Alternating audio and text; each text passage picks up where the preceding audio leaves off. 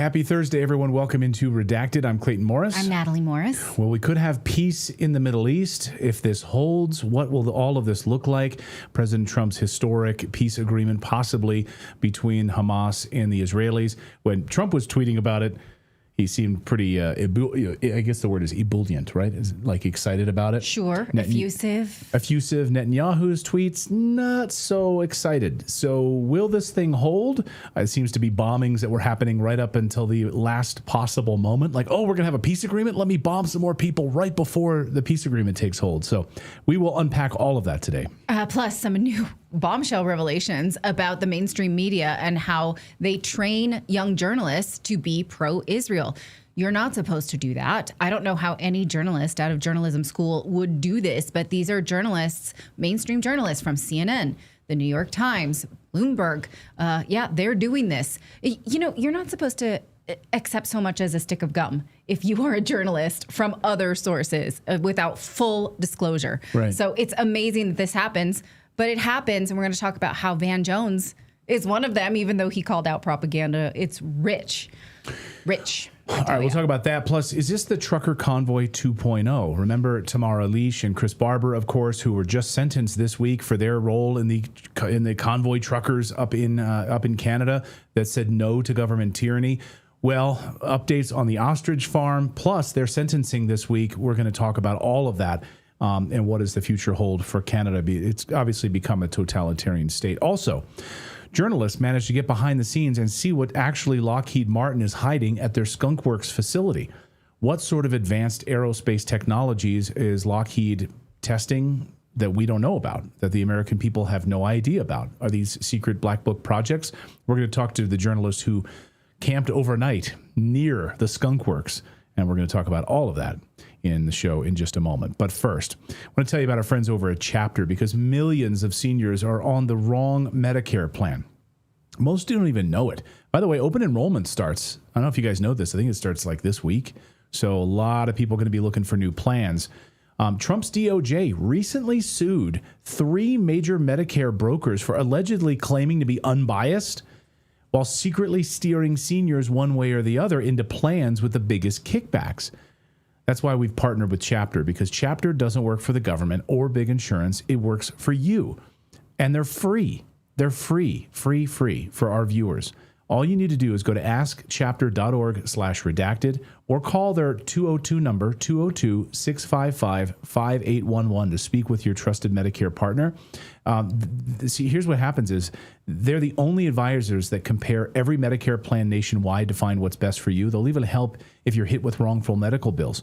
That's real advocacy. They've saved the average senior $1,100 per year. In fact, as we mentioned this, one of our good friends used Chapter and is saving thousands of dollars going forward. So again, it is free.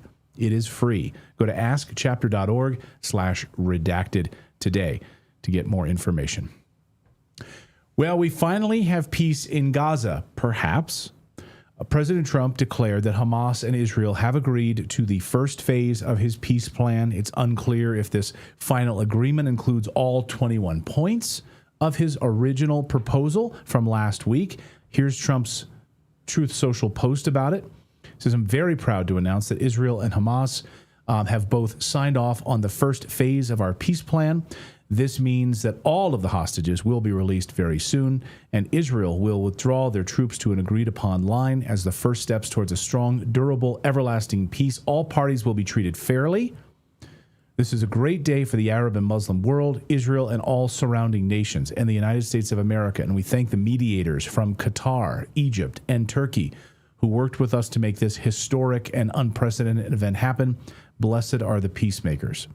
Ooh. Well, now Harassed is reporting that the hostages will be released within the next day or so. They're saying 72 hours. We don't know from exactly when. And that the IDF will begin withdrawing in the next 24 hours. Hopefully, they have a map of where they will withdraw, because as of Wednesday, they said, we don't know actually where to withdraw from. All we have is social media posts from President Trump, which would kind of be comical because they're like, we don't know what's going on. We just check our social media feed. No official, instructions There's no from envoy, their commanders. Steve Witkoff didn't where hand them. Where do we go? Okay, well, they just look at this map. Right. Do you see the map from President Trump's tweet from last week when he had initially announced this plan. The blue line is where the IDF is now. The yellow line is the first withdrawal line. The red line is where they say that the IDF will be pushed back later. Now, if you look at the third line, it says the buffer zone. Now, we've told you many, many times about how Israel's occupation of Gaza after October 7th started by them creating that buffer. What was there before was factories, agricultural farms, other types of food facilities, and they destroyed it systematically, one by one, in order that the Palestinians could no longer feed themselves, so that their assault would be successful once they started to move inward. So what is there now is where the Israelis will be, used to be, farm, food, any kind of any systems that they could use to actually support their country, or the, what would we call it, their goal of a country. And so Israel intends to stay there, which means there should not be any kind of sustainable Palestinian state there unless they can rebuild their food and factory there, olive trees and whatnot. Again, I refer you to the report from Breaking the Silence, which is a group of former IDF soldiers who said from the horse's mouth what they've done. So if Israel is, President Trump said Israel's not going to occupy Gaza, but in that map, if we can refer to it again, that third line is where they intend to stay along the borderlands, which they created intentionally early in the conflict. And so that's not occupying Gaza. Do you see what I'm saying here? I mean, take a look there, this peripheral line. So again, also a few other things we don't know. Will the Palestinian prisoners be released? They are just as much hostages as the Israelis who are being held by Hamas. What happens to them? The number that we've been given does not include the roughly 4,000 Palestinians already in custody prior to October 7th due to Israel's illegal practice of administrative detention, meaning their well-being remains a question mark if they're even still alive. The Jerusalem Post is reporting that Hamas has given a list of who they want back, but the world doesn't care about them. They only care about the Israeli hostages. We've talked about that many times. So will this peace deal hold? We're going to ask Colonel McGregor, who is one of the most prescient voices on this, and he usually is right when it comes to these types of things. So thank you for coming back to Redacted, sir. Great to see you, Colonel. It's always all right. Let me read to you. Question. Great to. Sorry, a little. I know we had a little bit of delay. Let me read. So President Trump seems pretty jubilant about this, tweeting, "This is a great day for everyone. Peacemakers need to be blessed." Netanyahu posts this: "A great day for Israel. Tomorrow I will convene the government to approve the agreement and bring all of our dear hostages home," which, as we've reported on this show before, he hasn't seemed to really care about the hostages, and the families that are in Israel who've been protesting him have been echoing those sentiments. He says, "I think the heroic soldiers of the IDF and all the security forces, thanks to those who courage and sacrifice, we have reached this day. I thank from the depths of my heart President Trump, his team, for their mobilization for the sacred mission of releasing our hostages. With the help of the Almighty, together we will continue to achieve our goals and expand peace with our neighbors." So achieve all of our goals. What are the goals? The goals for the Israelis is ultimately the complete destruction of the Palestinian people, either in Gaza or on the West Bank. I don't think that goal has changed at all. I think what we're seeing right now is an agreement that will be initially approved and celebrated until all the hostages are delivered. And then I think the Israelis will find some reason to back out of it, and we'll be back to where we were. That's my best and most optimistic forecast. Well, can we refer to the map again? This is the map that President Trump proposed last week, which is initial withdrawal to the yellow line, then the red line, and then the peripheral has permanent Israeli IDF presence in Gaza, unless I'm reading this wrong. So him saying Israel will not occupy Gaza, except they will secure the border. What do you make of that? And am I reading this wrong?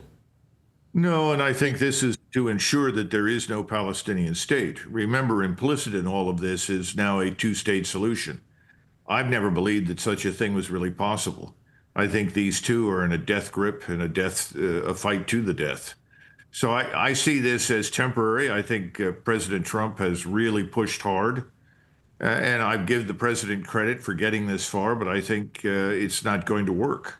So whatever happens, it's going to happen after he makes his speech to the Knesset and leaves Israel. Down the line, it will fall apart. There is no interest on the part of Mr. Netanyahu or his coalition, or for that matter, most Israelis, to sign on for this thing. They will have lost the war for all intents and purposes if they do.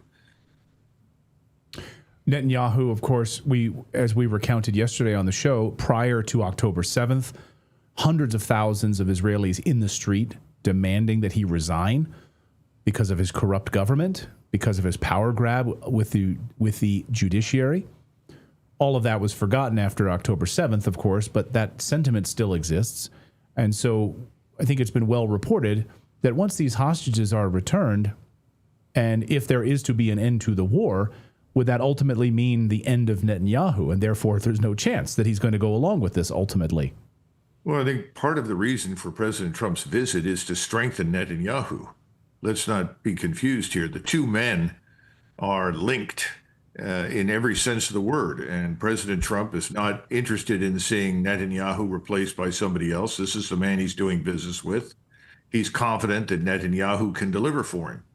I think Netanyahu is ultimately going to do what he wants to do and what he thinks is in the interest of Israel.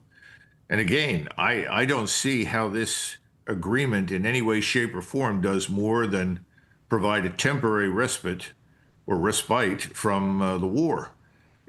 Hamas has lots of cash. Hamas continues to fight all up and down the Gaza Strip. If the Israelis show up somewhere for any length of time, they're under attack. Gaza has replenished Hamas has replenished its losses.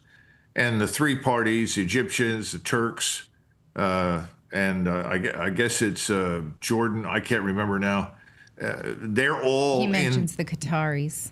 The Qataris, they're all in this together. Nobody is neutral. We're not neutral. We're absolutely trying to do everything in our power to help and secure Israel. But Israel wants more. It's not satisfied with a new arrangement that effectively codifies the existence of the Palestinian state.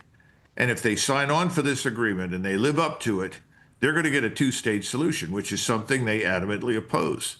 And the three, the Qataris, the Turks, and the Egyptians, they have an agenda which is equally destructive to Israel. And the Egyptians in particular, as you know, are very anxious to drag us back into the region as some sort of peacekeeping force, as an insurance policy against what could happen to them down the line if the Israelis decide to attack.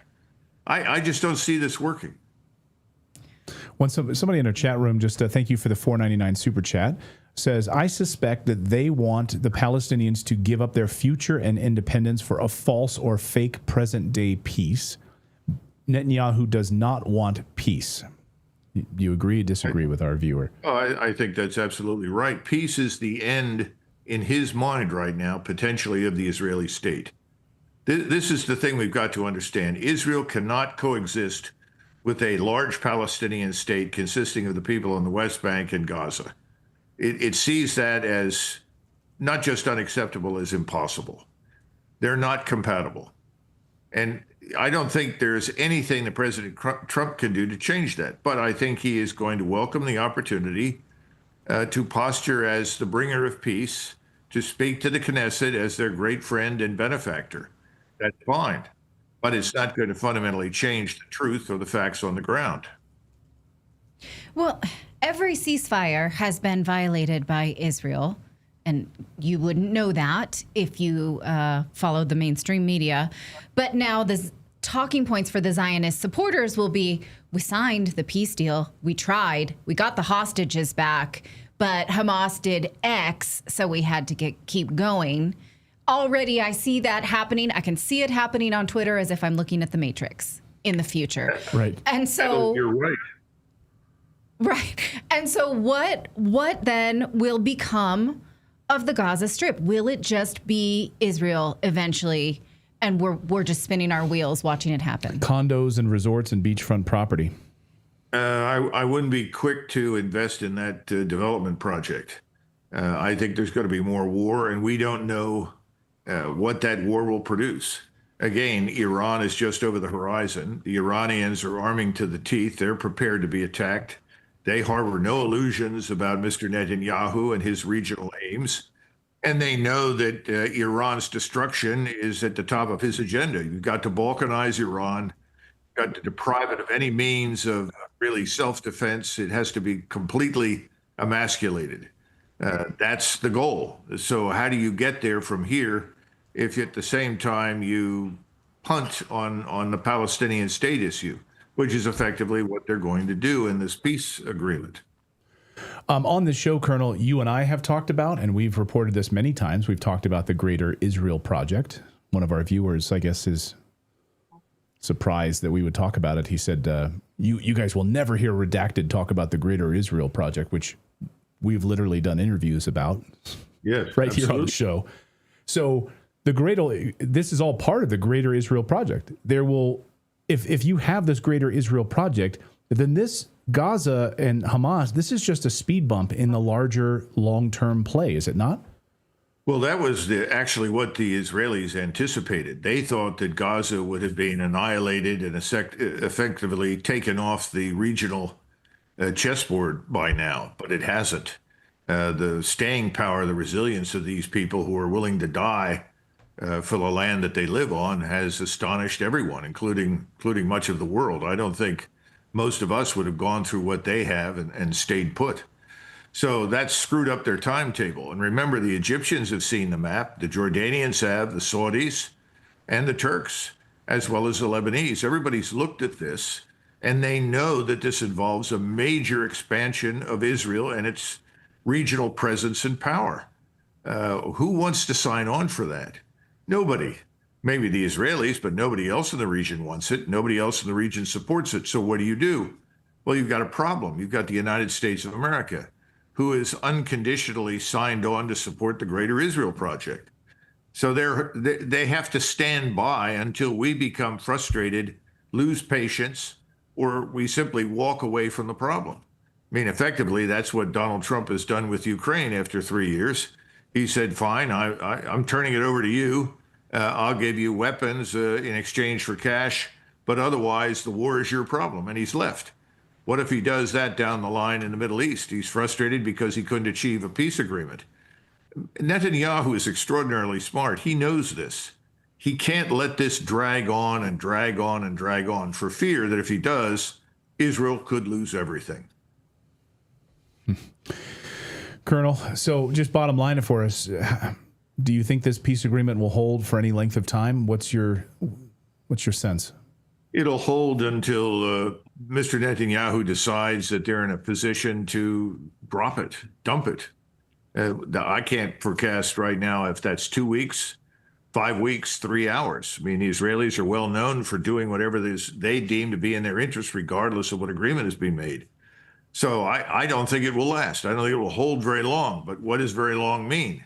Long enough for President Trump to visit and give his speech, long enough for President Trump to announce to the world that he's the bringer of peace and good fortune to the Middle East, and then suddenly it's gone, and you're at war with Iran, and while you're at war with Iran, you finish off as much as you can of what remains in Gaza. That's my expectation. And meanwhile, the Palestinians that are held by Israel under administrative detention, it's a horror. And so the Israeli hostages will be released eventually. I think that we can all agree that is going to happen.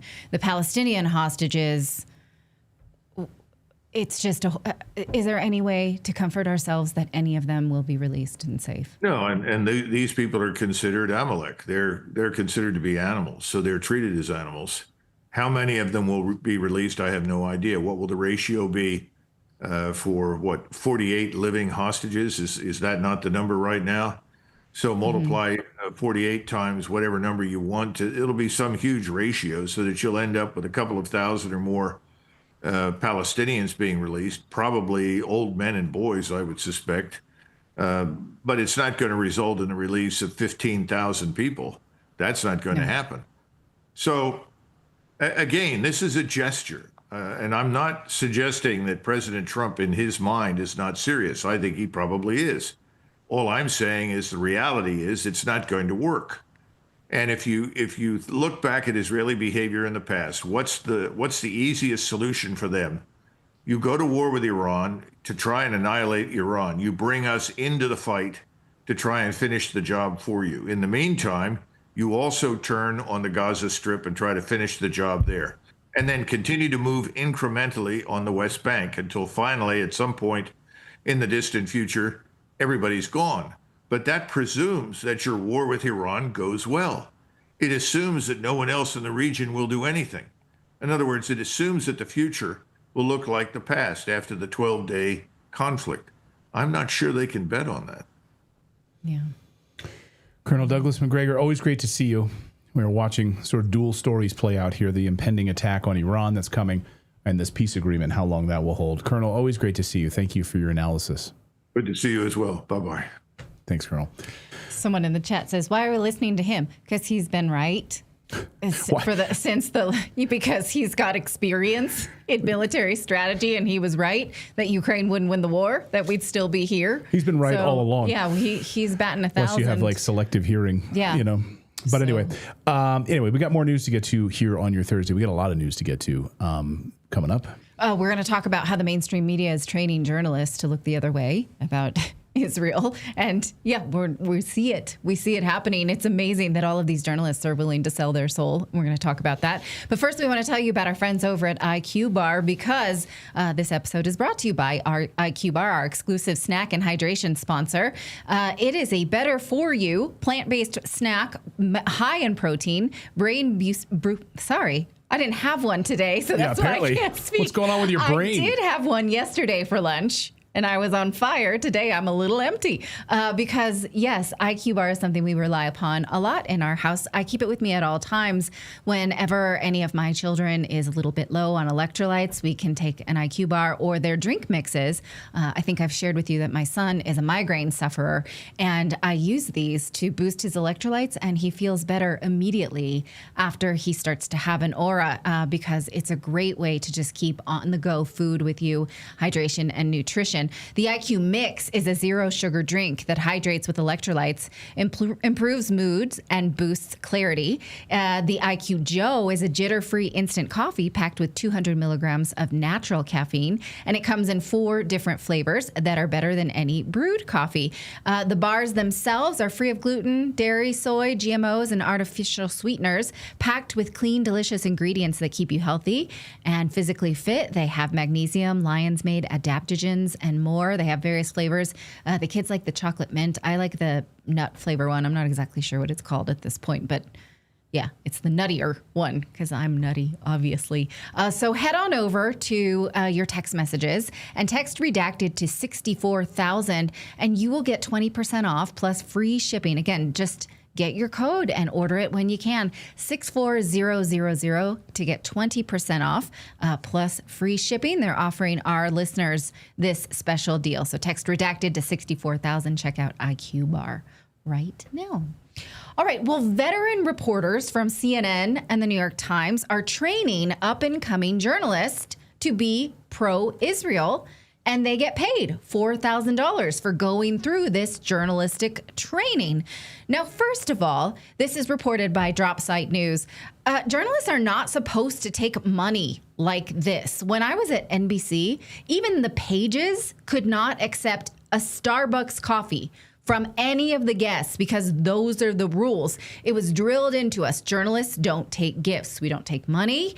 We certainly don't take paid trips to learn how to report on a foreign nation. Now, here on Redacted, we still follow those rules. We have sponsors. We tell you about them clearly. They sponsor the show. And that is the FCC rules, and we follow those. By the way, this is not just my opinion. This is written into the Society for Professional Journalists Code of Ethics, which is basically the Bible of journalism standards.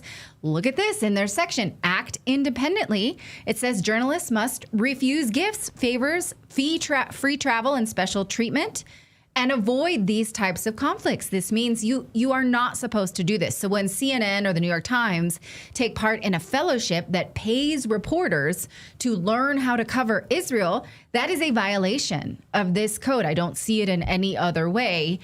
And I don't know why the networks allow it. Now, here's another example. When I was at CNBC, I did a story on Apple, and I had to fill out a disclosure to show that I had something in my IRA, a fee, exchange traded fund that did hold Apple, so that it was crystal clear what my biases might be. It would never have been, I would have had to report that I went through Israel training. This fellowship we're talking about is called the Karsh Journalism Fellowship, started by this woman who said as soon as October 7th happened, she knew there was going to be an information war. And since she was a journalist, she was going to train other journalists on her information war strategy. Now, they pay the students and young journalists to go through this training, and they get mentors from CNN, the New York Times, and the Wall Street Journal. One of those mentors is Van Jones, who recently had to apologize for saying this on Bill Maher's show. But isn't part of that because we had to fold everything into critical race theory, and somehow the Middle East became part of, you know... I see it differently. And I love this conversation because I think people, those of us who went to college, give a lot more credit to college courses for how the world works than I do. This is not about critical race theory on college campuses. This is about Iran. Iran and Qatar have come up with a disinformation campaign that they are running through TikTok and Instagram that is massive. If you are a young person, you open up your phone and all you see is dead Gaza baby, dead Gaza baby, dead Gaza baby, right. Diddy, dead Gaza baby, dead Gaza baby. Like, that's basically your whole feed. So that's not... Okay, so here he is participating in a fellowship that's paying young reporters to produce the exact same kind of managed message that he's accusing other people of doing, just under a different flag. So what does this mean for objective journalists? How do we even know how to trust anybody if journalists are going to have this thought training before they even get into the workforce? Our guest today is Emily Jashinsky from Unheard. She joins us to discuss how these blur the lines between propaganda and media and why this is a conflict of interest for journalists. Thank you so much for joining me. Thank you for having me. So what is your reaction to this when you see that major outlets are participating in this way, in a way that's clearly written out that you're not supposed to do?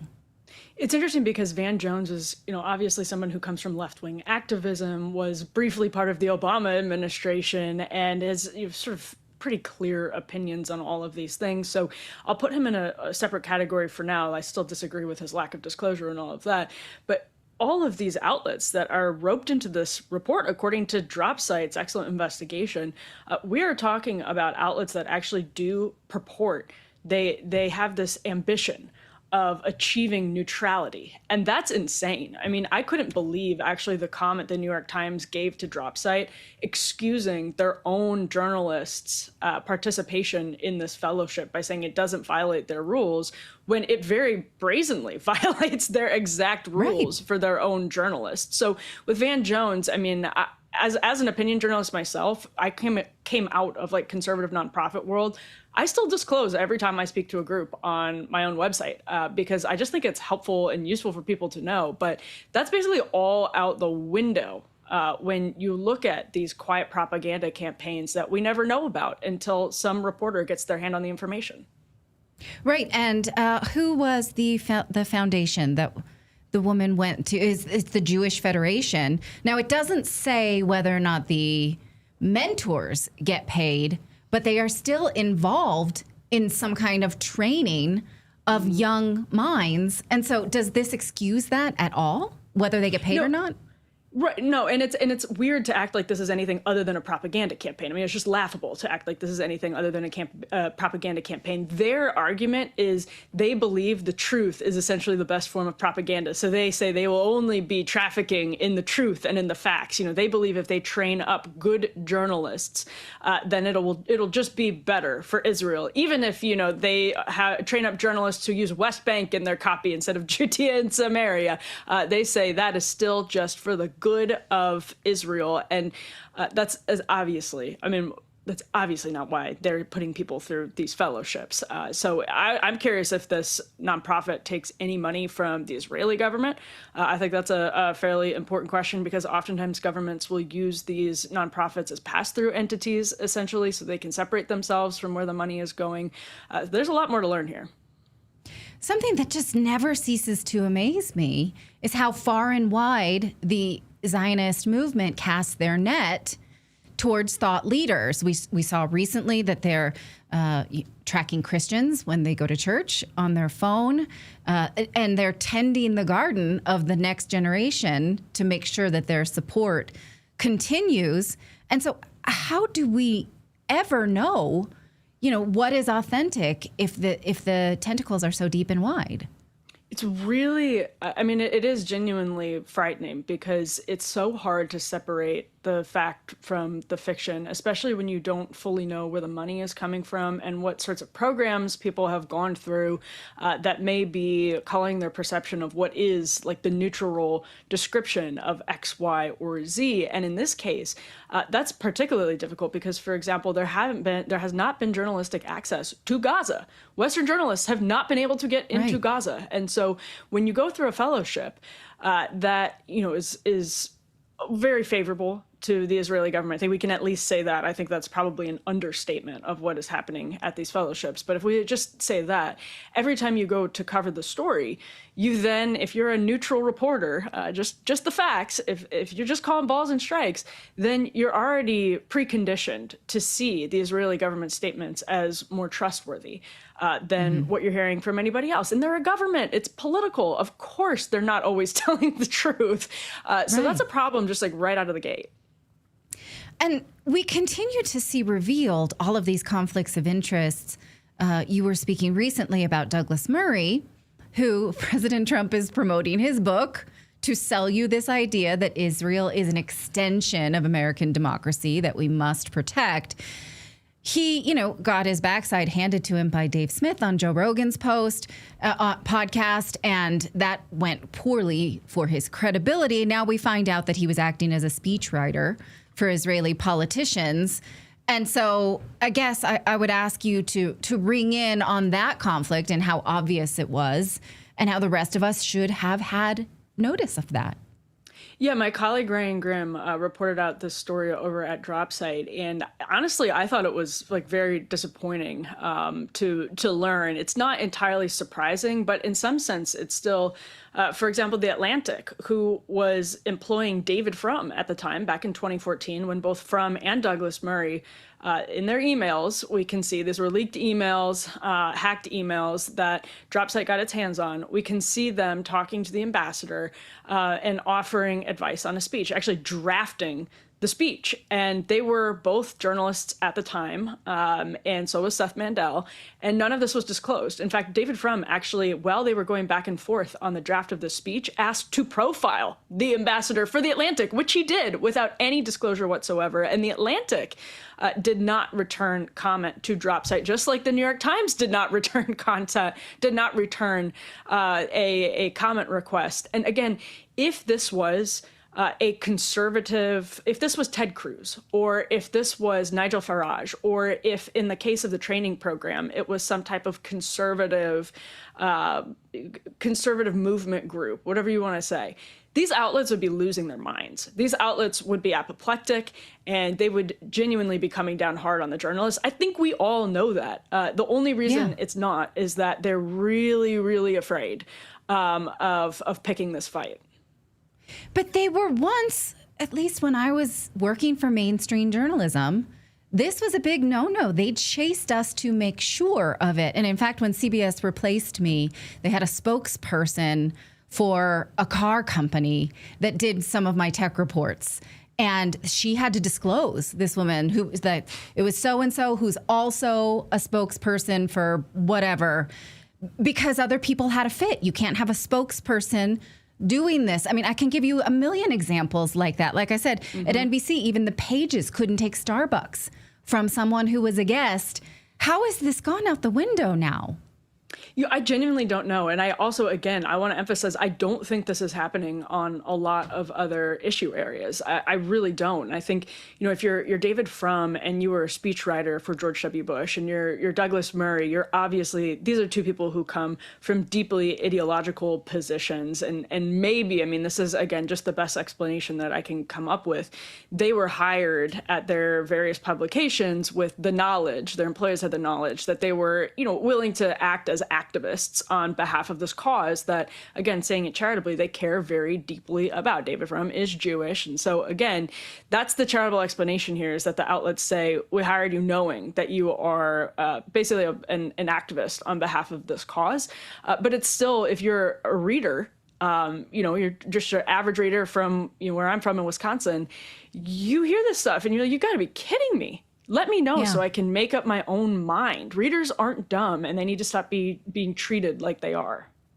Right. And here's something I saw reported. I don't know if it's true yet or not, but speaking of an activist in a media role, Barry Weiss, who's now taking over at CBS, is reportedly going to start out with a panel on the Middle East starring Hillary Clinton, Tony Blinken, and Mike Pompeo. So way to go, a panel on the Middle East with no Middle Eastern people and all of them war lovers. Could it be any more transparent, this position on the Middle East? It's so disappointing, because what the Free Press is supposed to be bringing to CBS is something new. It is supposed to be bringing, again, this is the theory that everyone has been sold, a taste of independent media, which covers things that old legacy media does not. And that would include this particular conflict. So, for example, they had Dave Smith on for a debate with Coleman Hughes, like the day before this was actually made official. This merger was actually made official. If Barry was putting Dave Smith on a panel, that would genuinely be bringing new voices into CBS that are actually valuable for bringing a diversity of perspective to the table. This is not that. This is just doing what CBS has already been doing. Yeah. Well, I really appreciate your take on media propaganda. I think you're doing a great job. So it was a pleasure to speak with you. My guest has been Emily Jashinsky from Unheard. Thank you so much. Thank you. By the way, a great website. If you get a chance to read Unheard, and I like the layout of the website. It's a great reading. So thanks to Emily. You know what? When I was researching why CBS would pay $150 million for the Free Press, it became readily apparent that Unheard does way better numbers than the Free Press, and they didn't get an offer like this. It makes no sense. If you look at the numbers that their podcasts do, Redacted does better than this. I just don't understand this high dollar value for this compromised lead of a person at the network. But okay, it's not my money. Go ahead and do that if you want to. Coming up here on the show, we're going to talk about the trucker convoy 2.0. Like, Canada seems to be facing a revolutionary moment right now. Will Canadians seize the day? We had the trucker convoy participants. You had Tamara Lich and Chris Barber, who were sentenced this week. Then you have the tyranny that's unfolding against the Canadian farmers right now. There's a strike. There's all sorts of issues happening right now in Canada. We're going to check in on that. Plus, what is Lockheed Martin hiding at their Skunkworks facility? We're going to speak to the journalist who managed to get unbelievable video and camped out before security almost scooted him away from the Lockheed Martin Skunkworks facility. What sort of advanced aerospace technology, like the Tic Tac, for instance, or other things? We're going to look at that coming up. But first, microplastics are infiltrating every part of our body.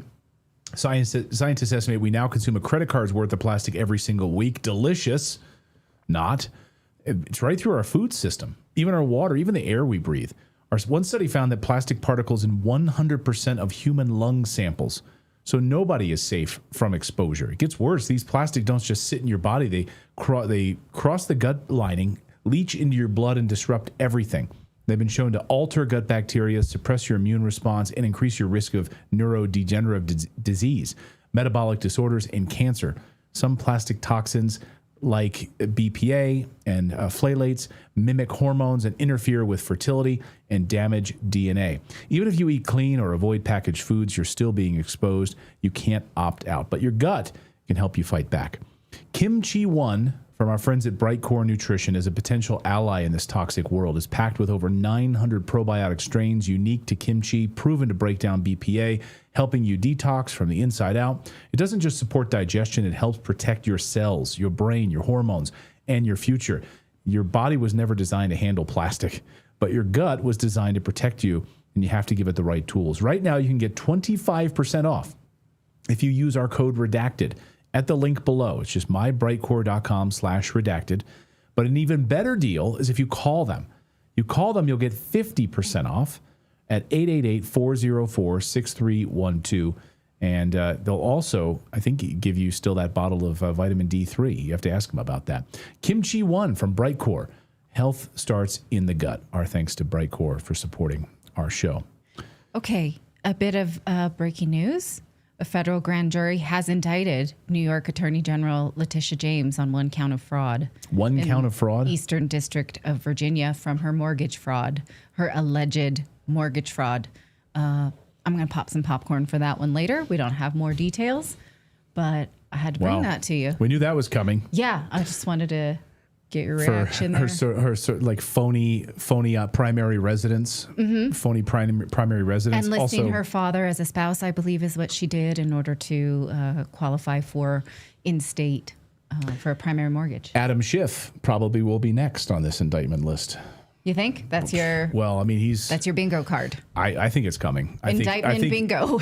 Well, all these mortgage fraudsters, yeah, I would think so. Okay. So Adam Schiff right there. All right, well, let's talk about Canada. Remember the brave Canadian trucker convoy that stood up to government tyranny, said, no way are we getting a COVID shot simply for us to drive our trucks across the Canadian border. Well, the government arrested Canadian heroes, Tamara Lich and Chris Barber, tried to throw them behind bars, but of course they fought back. Canadians rose up and said, absolutely not. It's been a nightmare for them. Their sentencing, though, finally happened this week, and they learned their fates. They posted, though, this video right before the sentencing. They thought, hey, we might be going to prison. Watch. Hi, everyone. Tamara and Chris live from Ottawa. Yes. Why are we here? Why are we here? We might be going to jail tomorrow, actually. We're going to do it this way so we don't have to say, we're just waiting for a few people to come on here. That's right. We don't have to wait for a line. We're here. We both did the 3,000 kilometer journey across, and we're here now, and we're waiting to hear our fate tomorrow morning in Ottawa court at 10 o'clock a.m. So 10 o'clock tomorrow. So we got their fate. The trucker convoy, of course, sparked outrage around the world with other farmers, truckers standing up to government tyranny, using really that Canadian trucker convoy model as their template for how to do it. I was in Berlin covering, farmers rolling into the square, demanding answers from their government on lowering taxes. I mean, it was really a catalyst moment in the Netherlands, all around the world. And now we've got that, plus the government there trying to cull 400 ostriches in the ostrich farm in British Columbia, terrorizing Katie Pasitny and her farm there. I mean, Canadians have had enough. And I think they're at a revolutionary moment right now. And you're seeing it in just the messages online. People saying we've had enough. What is going to happen to Canada? David Craden is an independent journalist who writes at the Post Millennial, joins us from Ottawa, Canada today. Great to see you, David. What is first of all, before we get to Tamara Lich and Chris Barber and their sentencing, which you were covering, of course, I think you were at the courthouse covering that. Where do we stand right now with the ostrich farm? I know you spoke to Katie, the owner of that farm. Can you give us an update there? Yeah, I'd be happy to, Clayton and Natalie. I just spoke to Katie a couple of hours ago. We stay in contact every day. And I was quite concerned because she said last night that she had been trying to determine what is in the dumpsters. And she told me today that there are substantially fewer ostriches. She has no way of finding out what that actually means. But from the sources she's been talking to, they're saying there's possibly 30 to 40 fewer ostriches. I've heard her use that number in the past. So what is going on here? Because they can't feed their ostriches, they can't even see them. But here's really breaking news, and Katie will be on tomorrow with me to talk about this in more depth. But she told me today she talked to the RCMP liaison team, the police liaison team, and one RCMP officer came to her and said, look, here's what I'm prepared to do. We'll send a drone up over the farm. We'll get video footage of the ostriches. I'll take the video footage back. I'll assess it. I'll analyze it. And I'll tell you exactly how many ostriches are left on your farm. I can't give you the video, but you can trust me. I'll give you an accurate number. Katie said, sounds great. Thank you, sir. Go forth and do it. Within probably hours, the CFIA was on the phone to his superior saying, butt out, get out of our investigation. You're not putting a drone above that farm. And if you do, something's going to happen to that RCMP officer. I don't think they made any physical threats, but they suggested that this was not a good thing, and that RCMP officer is now under a cloud because of this. Now, Clayton, I ask you this. What kind of a country do you have where a bunch of faceless murdering bureaucrats in the CFIA have authority over your national police force? And this is exactly what is happening here. They are calling the shots. They are saying the RCMP can't even send a drone up over this airspace and record video. Canada is off the rails, Clayton. When you say there's a spirit of revolution and rebellion in this country, God knows why. Because we have been putting up with this government authoritarianism for so long. And this farm, this oppressed farm, with this family that is simply trying to do an honest day's work and is being told by the government, you no longer have access to your private property, your livestock, or your livelihood. The government has occupied this farm and told them they have no rights. And the CFIA, an organization that Katie refers to as the Canadian Animal Cruelty Agency, now seems to be an out-of-control, off-the-rails bureaucracy that seems to do whatever the hell it pleases, seems to be able to break the law with impunity, and it's getting away with it. So what Katie wants to do is to formally charge the CFIA with animal cruelty. And she's been in touch with former police officers who have quoted aspects and sections of the Criminal Code of Canada that are distinctly applicable to this kind of charge. So I think this is where she needs to go with this, because the CFIA will do whatever the hell it pleases, whatever it thinks it wants to do to advance its agenda.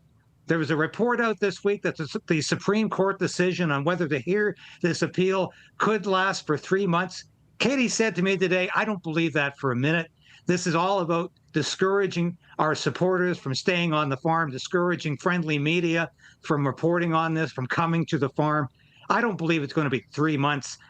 But I'll tell you this, Clayton, if the CFIA continues its animal abuse, its neglect of these creatures, its direct application of oppressive tactics, these animals are going to continue to die. And that's exactly what the CFIA wants. It wants to pretend they're dying of some pre-existing condition, whatever that means, because they're not even saying the pre-existing condition was H1N1 avian flu. It was just some mysterious pre-existing condition. This agency must be held accountable for its ravenous actions against these animals and these farmers and this farm. And I can tell you, increasingly, with every day that passes, Clayton, more and more Canadians are saying, enough, we're fed up with a government that has no respect for its people, no respect for private property, and is waging a war on agriculture and farmers in this country. And more than just this is just the prime example of how much this government hates farmers and how much it hates private property and how much it disrespects its population. We're living in Stalinist Russia right now. That's how I would describe Canada. But it seems like the government is going to carry out the task, even though they're being watched, and then say, oh, we're sorry later. Like they're committed to it.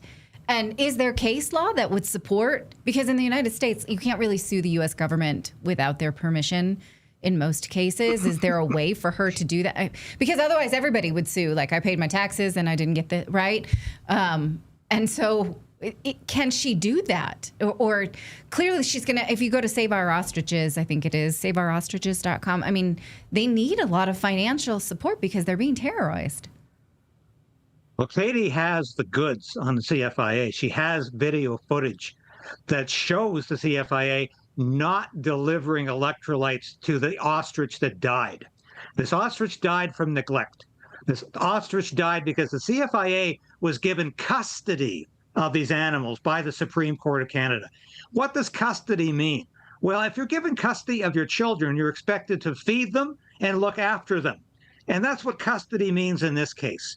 And the Criminal Code of Canada does provide a very specific passage about people or organizations that commit cruelty to animals or allow cruelty to animals to persist. They can be charged under the Criminal Code of Canada, and they can receive up to 5 years in prison and up to $10,000 fine, or both. And it's funny because this is a farm that's asked, let us test these animals, please. If you don't want to do it, CFIA, if you don't want to do it, Mark Carney, we will test these animals. They have said, you do that, you get 6 months in jail and up to $200,000 fine. That's their threat. So something stinks about this from day one. Obviously, the CFIA knows these animals are healthy. There's no health danger here. It took them 3 days to don their silly hazmat costumes because they clearly knew there was no health threat here. They were walking around without even masks on their face, claiming these birds posed a public health threat. This is a charade. It's a joke. But this is, as you've said so often, Clayton, it's a criminal organization called the CFIA. But as Katie more accurately describes it, this is the Cruelty to Animals Agency. Yeah, absolutely. They are a criminal organization. Is that Philip? Yeah. So I just want to point out one of the early articles I read on this. The CFIA, like a spokesman for them, like flat out said, and I'm paraphrasing, but they don't care if the birds are sick. That's not the point. That's what they're arguing. But it's just that they didn't follow orders. They were told to do this and they didn't do it. And so it was just a because I told you so. It has nothing to do with them being sick. I mean, that was one of the earlier articles I read on this. And that's precisely it, Philip. They're following the directives of the World Animal Health Organization and the World Health Organization, the United Nations. They're not following Canadian law.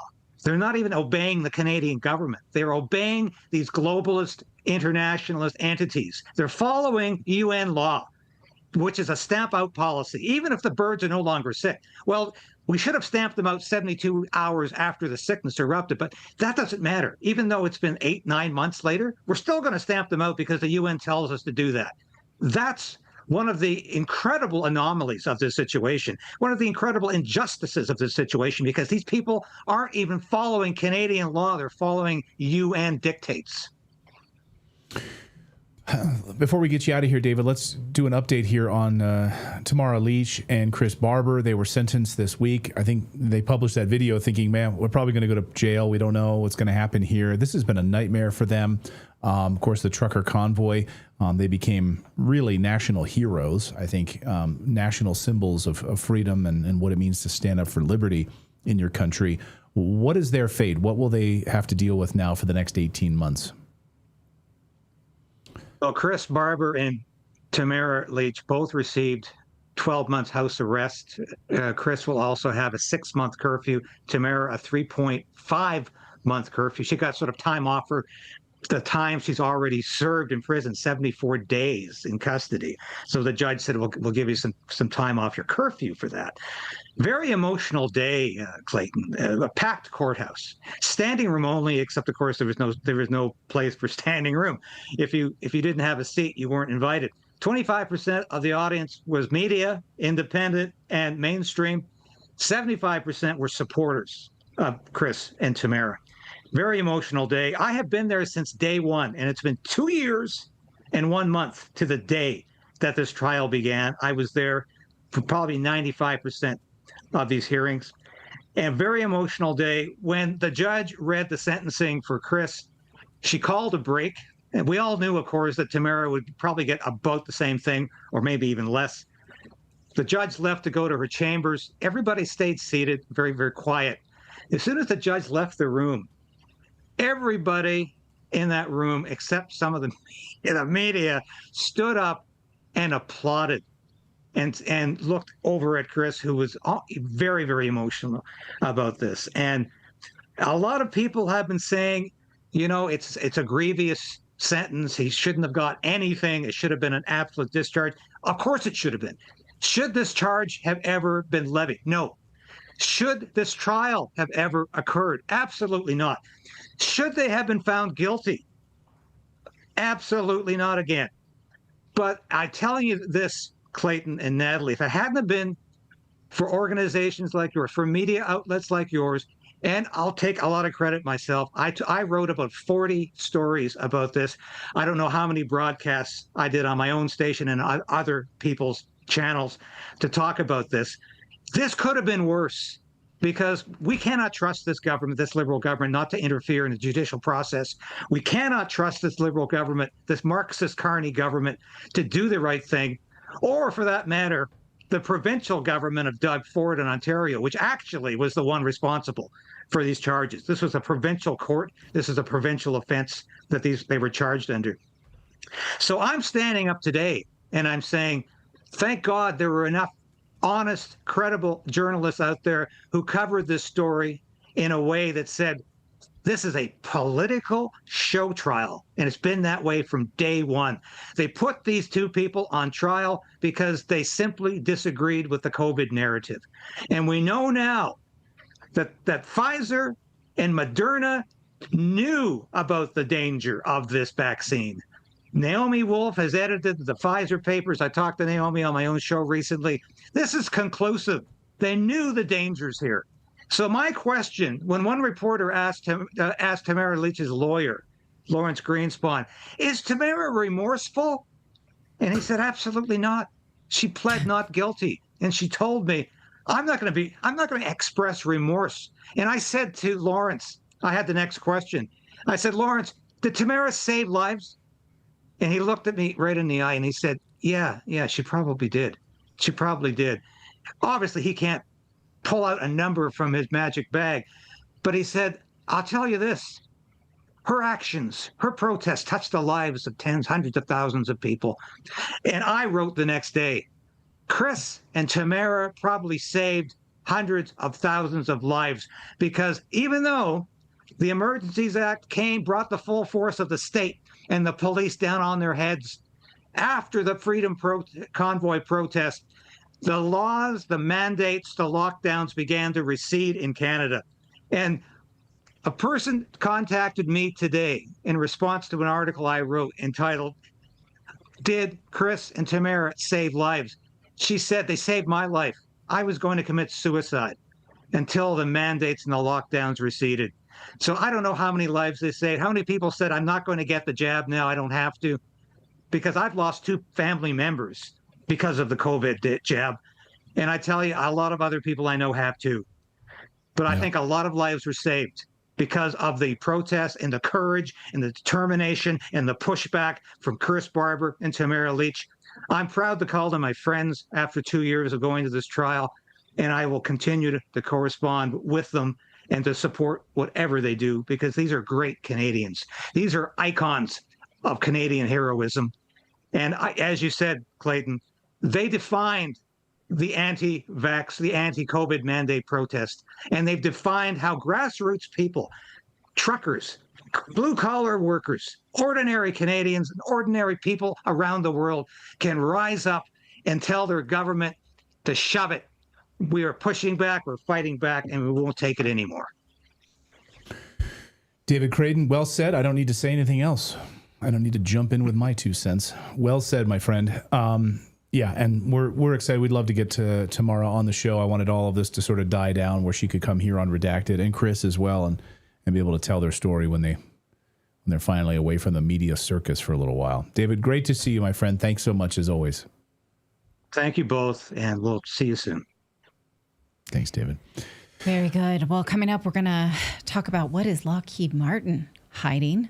So I'll leave you with that little, Yeah. Your What? I just can't wait. Okay, you're gonna wait because I'm gonna tell our friends tell them all about Lear Capital, because you may have seen that precious metals are up. Oh, let me double check the number. No, gold hit, just topped $4,000 an ounce. That means it is up 54% this year. So if you're kicking yourself and say, why didn't I listen to Redacted in January of this year? Well, it's not too late, because experts expect it to keep going. This is on record for gold to have its best year since 1979. Now, you might be thinking, oh, I don't know exactly how to do that. I haven't learned about precious metals. Well, that's why we partner with Lear Capital, because they can teach you.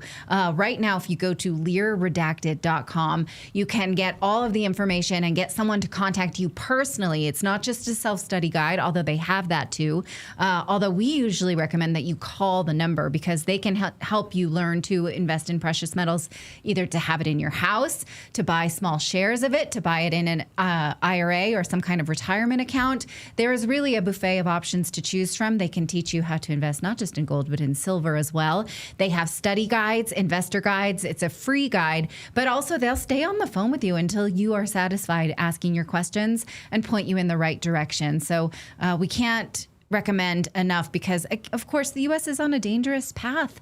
Reckless spending. We're now in a government shutdown. The government shutdown has boosted the levels of tangible assets like gold and silver, which was predictable. So, again, we have Ukraine, we have Russia, Iran, Israel. It doesn't feel like we're done here, peace plan or not. So that's why Clayton and I started investing in gold and silver years ago, and it's been one of the smartest, most secure moves for our family's finances. Even our kids have holdings. It's absolutely true. It's not a trend, it's a shift. So it's your turn to act. Check them out at learredacted.com, or again, just call them 800-613-3557, or go to learredacted.com. Well, what is Lockheed Martin hiding at their Skunkworks facility in the desert? UFO technology reverse engineered into secret craft that we're not allowed to know about for another 30 years? Anti-gravity propulsion technology? Or a new version of their Tic Tac anti-gravity aircraft, of course, that was spotted famously off the coast of the USS Nimitz, off the pilots off the USS Nimitz, of course, famously testifying before Congress. It's this man-made craft that could travel in ways that humans never could. What is being hidden right now at Skunkworks? Well, Anders Odison decided to find out. He's been sneaking out in the desert near the Lockheed Martin Skunkworks facility, camping out overnight using some incredible night vision technology as well as telephoto lenses to get as close as he possibly can without breaking in the law, to try to get images of these secret aircraft. Watch. I thought I heard a plane circling straight up ahead, and looks like we got a Predator drone. It's been flying circles. I still have service over here, so I was able to pull it up on my ADS-B app too.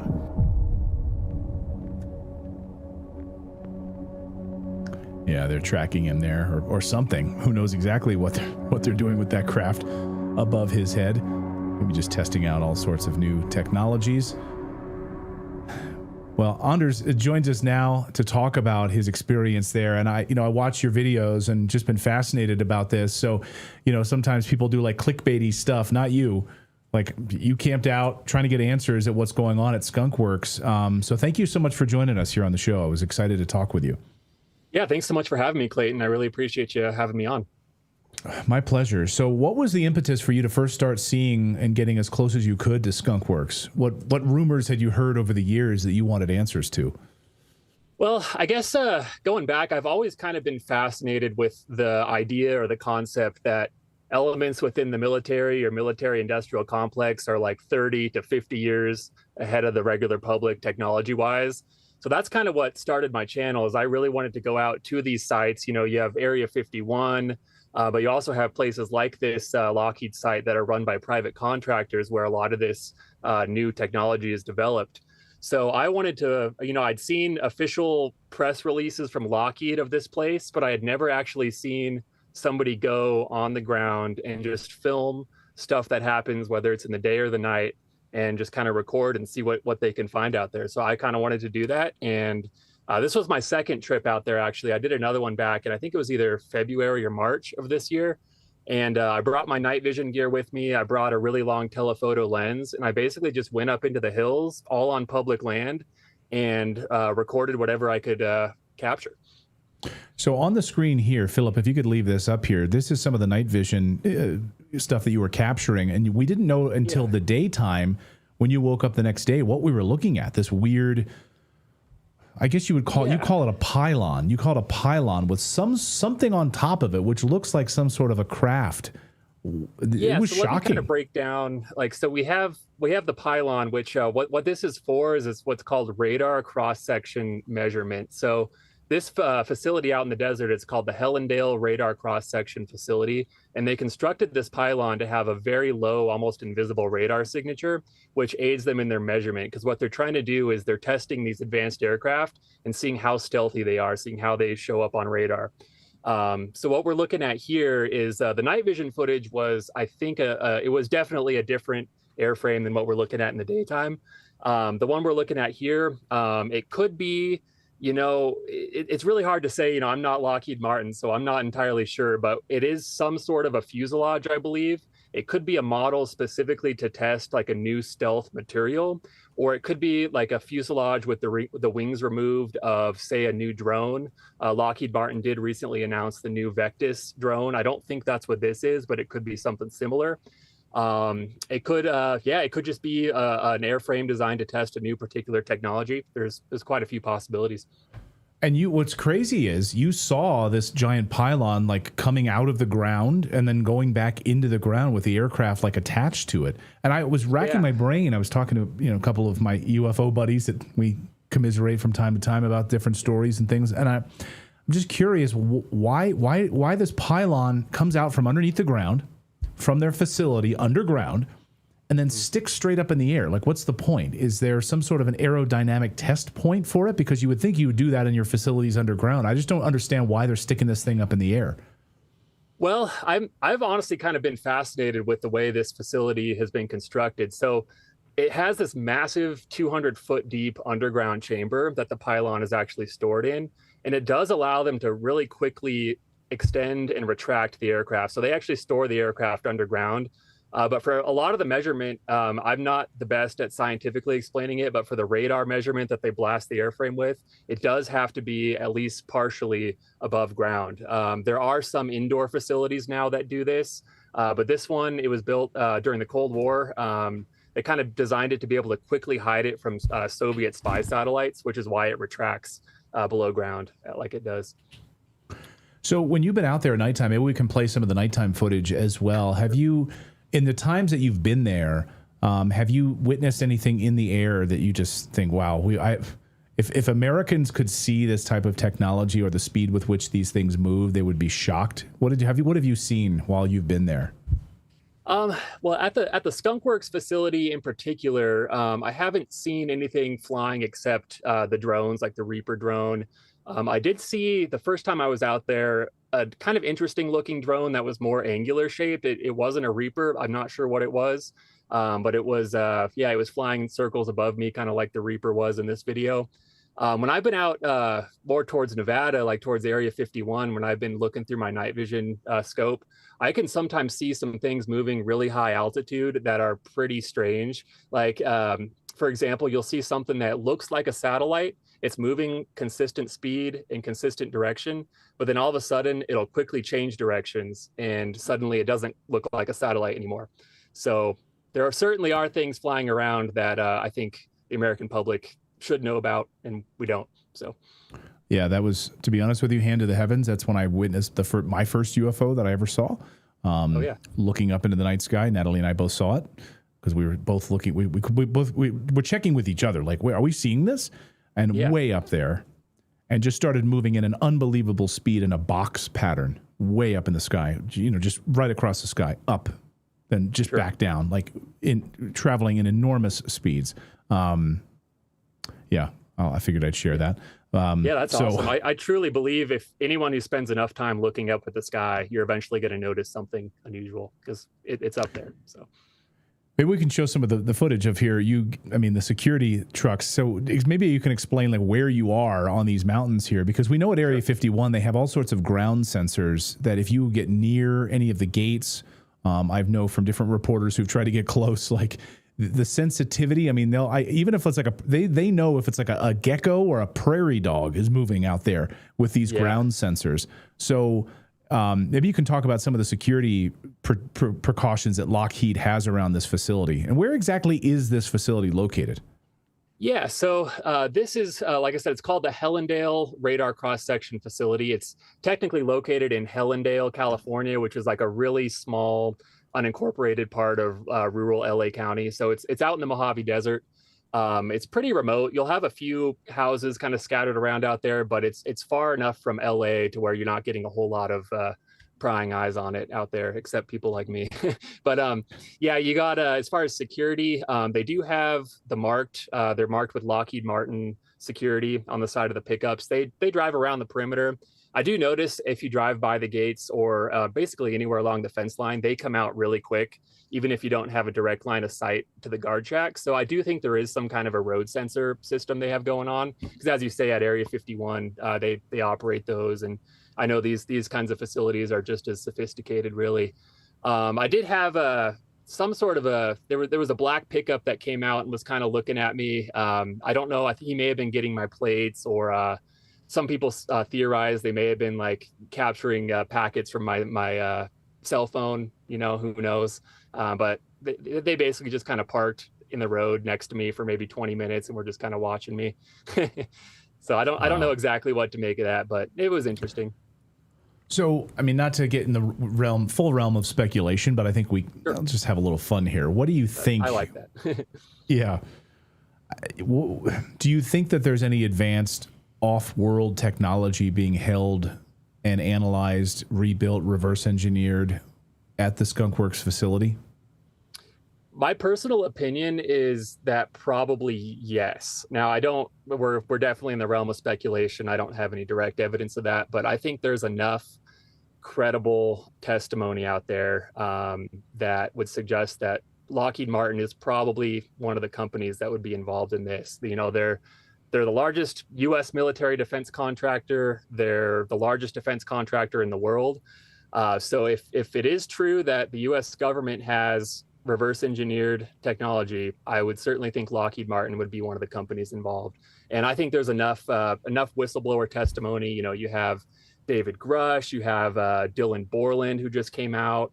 I'm big fans of what they've had to say to Congress, and I look forward to really hearing more. And I think we will hear Lockheed Martin's name come up as these kinds of hearings continue.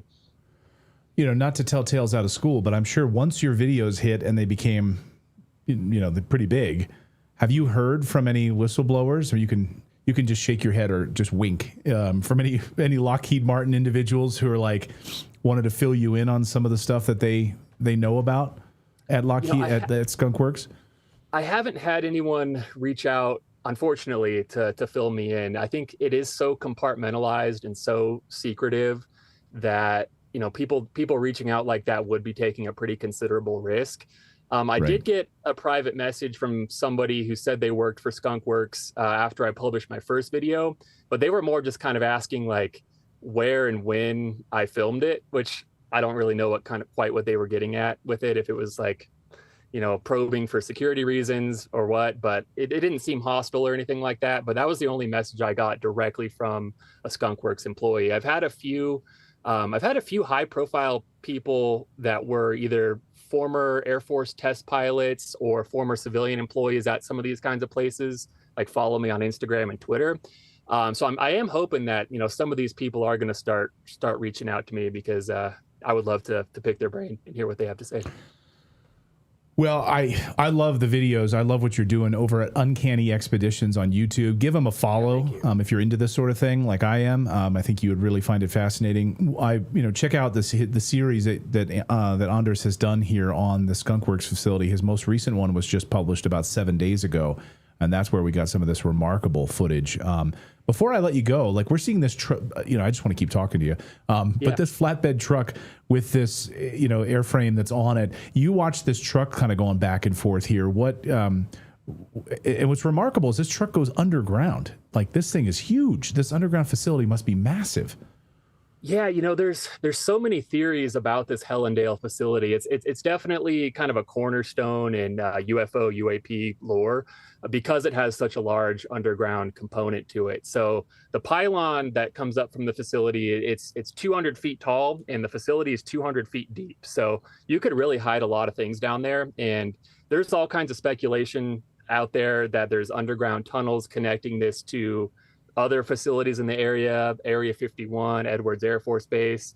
The only way I'd be able to confirm that is if I were able to rent like some ground penetrating radar or something like that. But we do know for a fact that it would be a great place to hide some of this stuff just because you already have that underground infrastructure there. And as you say, this truck was able to drive down there, and the truck, it fully entered the underground test chamber, and they loaded the model onto it and they drove it right out. So. Yeah, how hot it is and inhospitable. Even in your video, you're talking about how, my God, it's just been brutally hot. So yeah, it's just not. It's a great place to hide stuff. Yeah, for sure. Yep. It's like Walter White in Breaking Bad out in the New Mexico desert. It's a good place to hide stuff. Yeah, it's like the underground laundry facility or whatever he had out there. Right, exactly. Anders, great to have you here on the show again. The YouTube channel is called Uncanny Expeditions. Check out his latest videos on Skunkworks, and I'm looking forward to your next videos, by the way. Thanks, Anders. Great to have you here. Yeah, I really appreciate it. Thanks so much. You bet. All right. Fascinating. Hardcore. I know. My friend. I am so impressed. My friend sent me that. I was like, I want to go on an expedition with Anders. I want to go and do this for sure. And I'm excited to see what comes next, especially if there's any sort of ground penetrating radar, if you can get close to see these large underground facilities. Someone in our chat room says, yeah, these DUMBs, the deep underground military bases, are massive. I mean, these massive underground cities across the United States, we don't even know about them, hidden under the Denver airport and other places.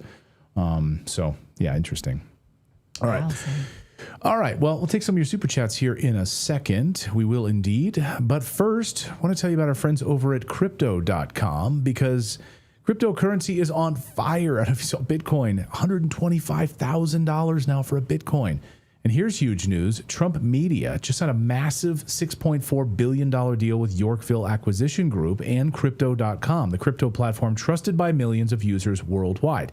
They're teaming up to acquire up to $6.4 billion in CRO, which is the token established as America's first CRO treasury. Trump Media Group, CRO Strategy, have acquired this and establishing this. Once completed, this new company will be the largest publicly traded CRO holder out there. So if you're ready to join the crypto revolution, head over to crypto.com today. Be part of this historic move. That's crypto.com. Don't wait for more information on the proposed business combination. Check out Yorkville Acquisition Corp's public filings. They are all public. All right. Any good super chats we want to get to here? Anybody saying anything interesting that we want to read here? Let's see here. Townsend Brown noted a weight reduction effect in high voltage tubes as early as 1921. Active Guardian says T. Townsend Brown noted a weight reduction effect in high voltage tubes as early as 1921. So the history of American anti-gravity is over 100 years old. Oh. Thank you for that. That sounds like a fun story to know. Yeah. I mean, we have this anti-gravitic technology, and of course, we have that Tic Tac. I mean, this is literally from the Skunkworks. Philip, can you put that up again, the Tic Tac photo? Yeah. I mean, look in the upper left-hand corner. That's literally from Skunkworks and the flight manual of the Tic Tac, and of course, CIA documentation there is classified that has been released. So, a lot of people didn't know, especially when they're off the USS Nimitz, David Fravor and those guys who were capturing the Tic Tac video, Tic Tac flying, that it was, could it be alien? Well, certainly alien technology that's been reverse engineered by Lockheed Martin, Boeing, and the like. So, for sure. Any thoughts, questions, any feelings, any other breaking news you want to share? Breaking news: Redacted will be on break next week.